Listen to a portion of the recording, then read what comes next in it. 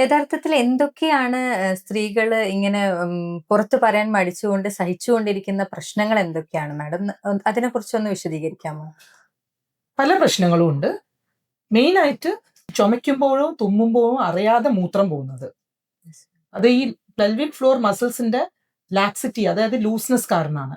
പ്രത്യേകിച്ച് പ്രസവം കഴിഞ്ഞിട്ടും പിന്നെ ആർത്തവ വിരാമം മെനോപോസ് ആവുന്ന സമയത്ത് ഹോർമോണിന്റെ ഇംബാലൻസ് കാരണവും ഇത് ഉണ്ടായേക്കാം. പിന്നെ സെക്കൻഡ്ലി വെജൈനൽ ഡ്രൈനെസ്, അതും മെനോപോസ് ടൈമിലും പ്രസവം കഴിഞ്ഞാലും ഇത് ഉണ്ടാവുക. ഈ ഡ്രൈ വെജൈന കാരണം അവർക്ക് സെക്സിൽ ഏർപ്പെടുമ്പം അതികഠിനമായ വേദന അനുഭവപ്പെടാം, ലുബ്രിക്കേഷൻ കുറവായിരിക്കും ആ സമയത്ത്. ഇതിനൊക്കെ ട്രീറ്റ്മെന്റ് ഉണ്ട്. പിന്നെ ഉള്ളത് ഈ പെൽവിക് ഓർഗൻ പ്രൊലാപ്സ് എന്ന് പറയും. മൂത്രസഞ്ചിയും ഗർഭപാത്രവും ചെറുതായിട്ട് താന്നു വരിക.